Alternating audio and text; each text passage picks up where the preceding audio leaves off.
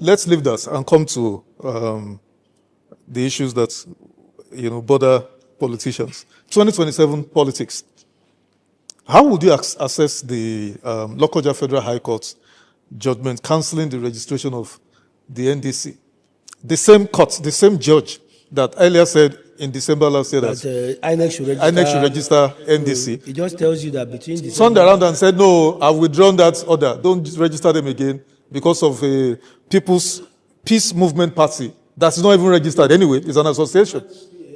That because logo, they stole that, they used, NDC used their logo, they shouldn't. What do you say? If you look at all the factors in that case, you will know that the judge erred even in law.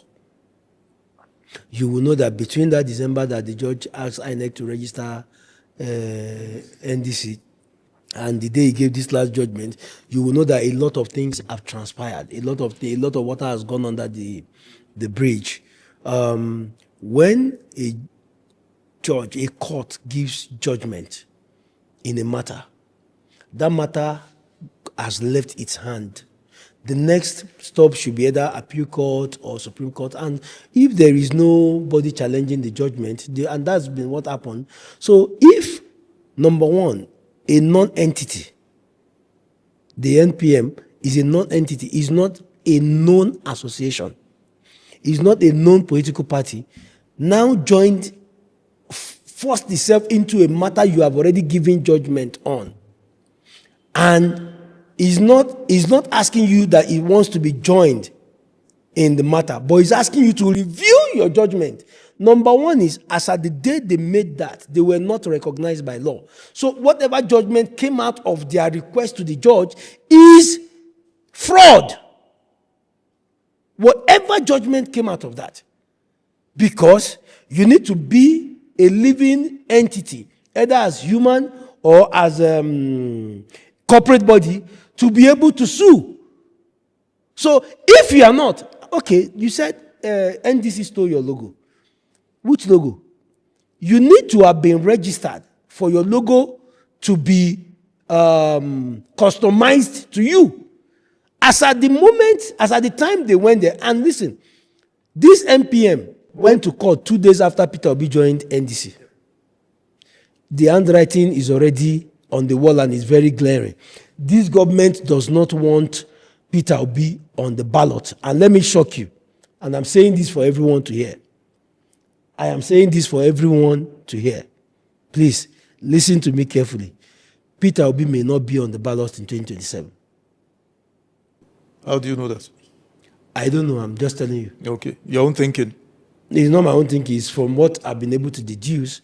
I've read political development under Tinubu, but most things that I tell people, when I told people that in 2027, for the 2027 election, there will be a judgment. This was last year or 2 years ago. Last year, I met with your brother, Shehu Ballot, and I told him, I said, when 2027 is approaching, I said there will be a court judgment that will give legality to the wicked faction of PDP to sell forms and everything.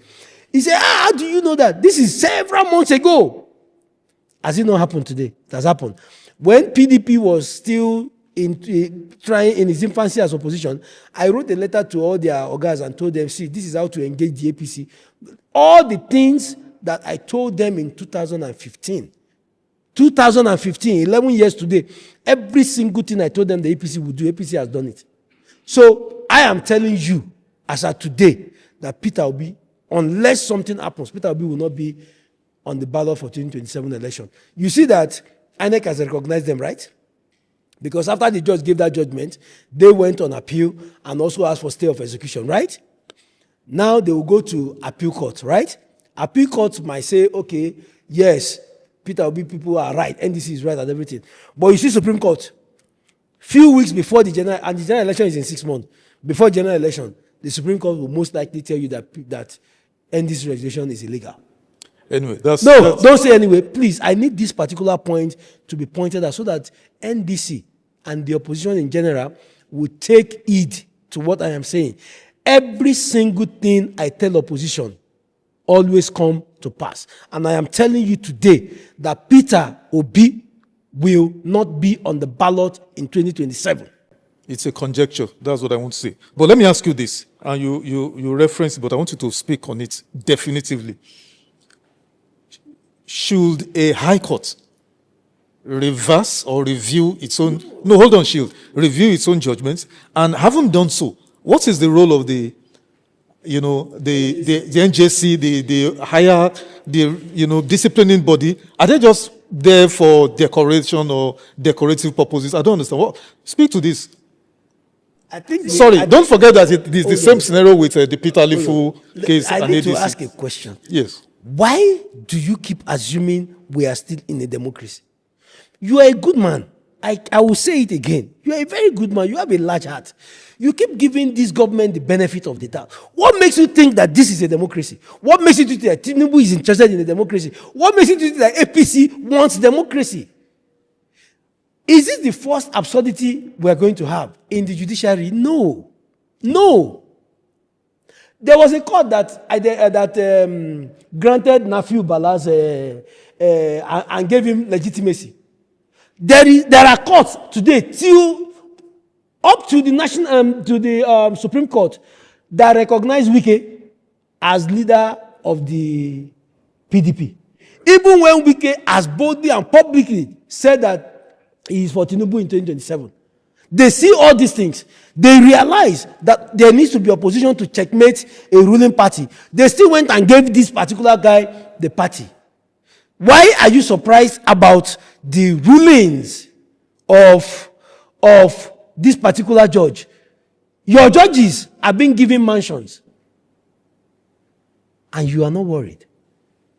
Your judges, your justices are being dashed mansions by politicians, and you are not worried.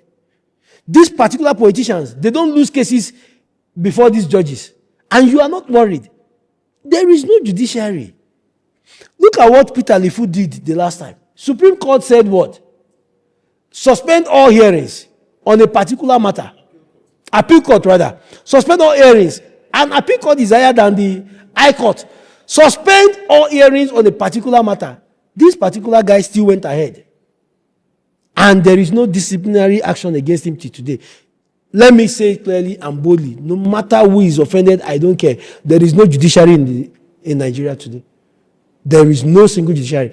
How come every high political matter, every serious political matter that will affect the fortunes of the opposition negatively, they are always either brought before Peter Lifu or Omotosho?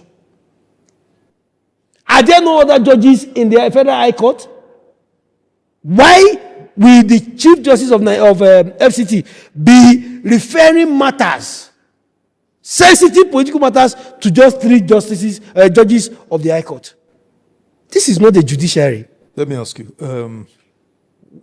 Some political commentators are saying, this latest judgment from the Lokoja High Court, it's a strategic move, by external forces, determined to destabilize opposition. I don't think there's anybody in Nigeria now who is surprised or who is still wondering whether there's a plot to destabilize. But my question is that, what is the role of the judiciary? What do they stand to benefit in all this perverse judgments? Okay, let me tell you where this started from. And is it wrong, really, for not individual politicians, government, executive arm? Is it wrong for them to want the judges to live comfortably, build them houses? And is it wrong? No, it's not wrong, but it should be done properly so that the judges and the judiciary doesn't need to lean on the executive.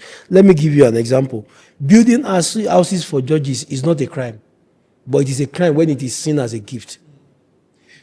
If the judges are in need of houses, the same money you used to build it for them, give that money to the judiciary. Judiciary, go and look for your contractor. Go and do bidding. Do whatever you need to do. Get your contractor. Build your own house. So that it is not me, a politician, that will come and say, we are handing over houses to judges. If I give you where you sleep, you like this interview this morning, you will not see anything that will offend me. Even as a journalist, so talk more of a judge. If me, Henry Shield, if I am the one housing you, if I'm the one giving you accommodation, we cannot be having interview and you will say anything that will offend me.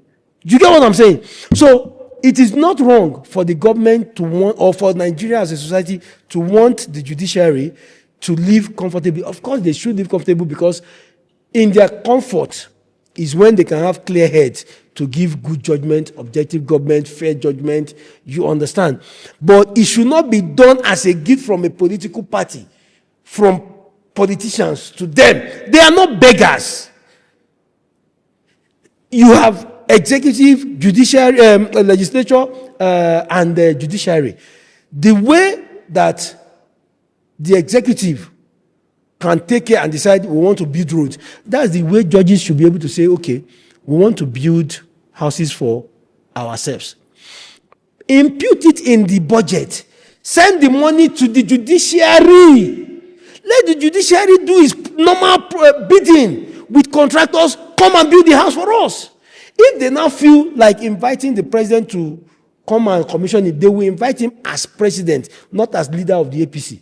They will invite Wike as minister, not as a leader of the coalition between PDP, of the rainbow coalition between PDP. Do you get what I'm saying? Because the moment you publicly hand over the key of a house to a judge as a politician, you own that judge. That judge's judgment going forward need to favor you. Otherwise, you have the right to tell the judge to submit the keys to that house again. What is the interest of the judiciary? Because it will seem like the Nigerian judiciary is oblivious of what is going on. No, they are not oblivious. The issue is that they've been captured. From what I see, they've been captured. You know, when Buhari was president, that brutal invasion of the houses of justices and judges, it tweaked something in the mindset of our judges and justices. That was a brutal intimidation that rendered them helpless. Now, judges don't want their files to be opened, whether by the EFCC or whatever. Judges no longer want to be scrutinized by anti-graft agencies. That was this particular one. It was not Tinubu, it was Buhari. But Tinubu has sustained that in the fact that only 3 judges address matters that concern Tinubu, APC, Wike, and opposition in Nigeria. So the judiciary, there are, and I want to be on record as saying this, there are very many upright judges in Nigeria. There are very many honorable judges in Nigeria. But guess what? The chief judge of either the FCT or different states would never refer cases, political cases, to them, so that in their uprightness, they will not give judgment against the system political party. So for any party that will come in after this party has gone, we need to rebuild the confidence of our judiciary. We need to hand them back that dignity. For now, they've lost it, because you saw the one that went and was begging land from Wike, begging for land from the minister of the FCT. Where is that done? Judges are not even supposed to be seen with politicians, but now today they attend naming ceremonies of politicians, they attend their wedding ceremonies, they attend the housewarming ceremonies. They are already in the pocket of the ruling party, the APC. Does the judiciary not realize that some of these, or all these so-called, very controversial judgments, that they are really helping to destabilize democracy, destabilize multi-party democracy, and steer Nigeria towards a one-party state? Don't they realize it? They know. They are just, they've been captured. When you are captured, you do what your boss says. When you are in the pocket of a politician, he dictates what you do and how you do it. The judiciary, I wanted to believe that the judiciary was a victim. Under Buhari, we fought. When Onogen was removed, we had protests. I was part of the protest. It will not stand and everything. But after Onogan left, I now realized that the judiciary is actually not a victim in this instance. They are full-blown collaborators with the ruiners of Nigeria. They are not victims. So they have decided on their own to partner with these politicians that are destroying the lives of Nigerians. Because if a judge understands the seriousness of the office he holds and the sensitive nature of the office he holds, they will not be obnobbing politicians. But I can tell you today, if any judge today is having child dedication, you will see ministers there. I'm not sure we've gotten to that point. We have gotten past that. Because I've seen some of the, what do you call it? I think a judge was having a child, his child was graduating or so. I saw was he a governor or something, was at the event. In the past, judges kept private lives. In the past, judges understood that they were the pillars holding the country. The executive can misbehave.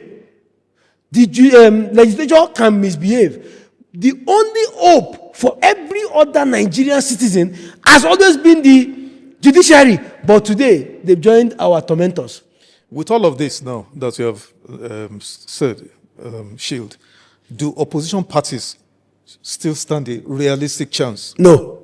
In the present political... No, they don't. You've even said, that you are not sure no. Tinubu will be on the ballot. No, they don't stand any chance in 2027. As of today, maybe in the next 1 month, if they change their strategy, I will still come back here and tell you. That's your position? Yes. I will still come back here and tell me what you want them to do, actually, that they are not doing. It's time for confrontation with the APC.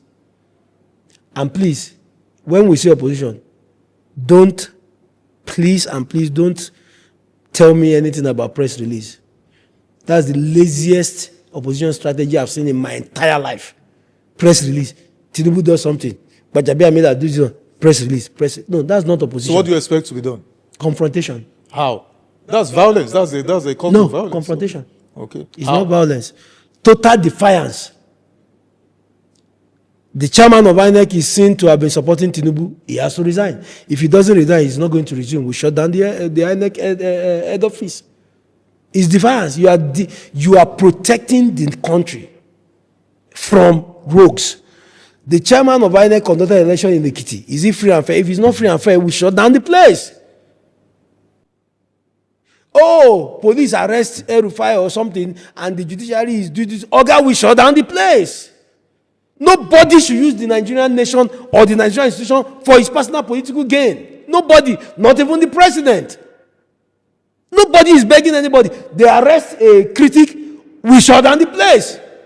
They are not more than Nigerians. But you see this opposition, they are the most unserious. Let me finish, because you always cut me when I want to cut them out.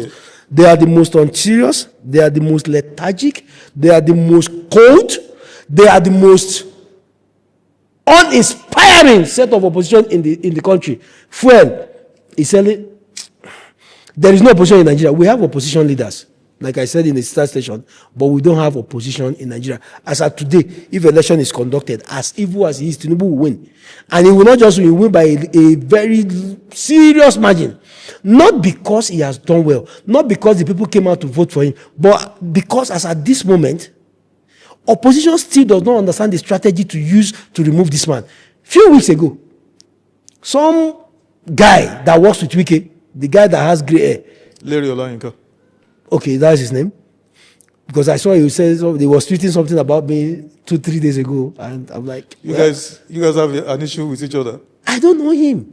He used to be my friend then when he was fighting for Nigeria. That was like when he was working with Fayose and everything. But since he became to FCT, I've stayed away from them. I don't even criticize them. But a few days ago, when I said that Nigeria as an oil-producing nation should not be discussing kuli and akara as an economic empowerment program. You understand? And he came out and said, "Oh, this was Shield that worked in Ballot, blah blah blah blah blah, and everything." See, I will not call Larry an adult child, but when I worked with a minister of FCT as an SA, his children will not dare ask me to open the door for them, or I should carry phone and be following them around. I wouldn't do it. I worked with dignity. When I had an instance that I was going to tender my resignation, working with the minister of Health didn't make me rich. He didn't add 1 naira to my. I didn't do a contract. I didn't do anything apart from whatever we were being given money. Nobody will say that I used that office to either empower, to either give a friend, crony, or 1 naira of government money never entered my hand. So that individual that you called his name now, that guy that you called his name now, do you know he posted something a few weeks ago? That guy has access to INEC back-end server. So why is INEC still conducting election and opposition has not shut down INEC? That matter is in court. No. I'm telling you what I saw. I'm not making an allegation. No. Larry posted a screenshot Yes. of information from INEC about Emeka Ike, who happens to be my friend. The matter is under investigation. Now, if there's nothing under investigation, he posted it, he has not denied it. See, on Gwajabe Amila, I said allegedly. On this one, it's not allegedly. Larry should tell us how he gained access to the back end of INEC. If this ruling party, these guys already have access to INEC back end, and opposition is not challenging that, who told you that with their access to back end, they are going to declare you winner of any election? Let me ask this about this opposition issue. Showore was released on bail, I think 2 days ago, exactly. He said something very touching. He said while he was in jail, that none of these opposition people spoke about him, whatever. But rather, when they deregistered NDC, they were calling him in jail that, CEO, we've been deregistered. So he now asked them, so you want me to do what? I should come out of jail to come and protest on your behalf? Well, no, what does this say? No, number one is we need to know who exactly said, because if a member of NDC sends you a message, that does not mean that Seriaki sent you a message. No, of course, he didn't say Seriaki. You understand what I'm saying? Let's get that in perspective. But one thing I want to say is, Showore is a personal friend of mine. When I say personal friend of mine. I was with him. I went to visit him in prison the last time he was in prison. Showore is fighting against this government, right? What stops the opposition from, okay, all the things Showore is maybe protesting against?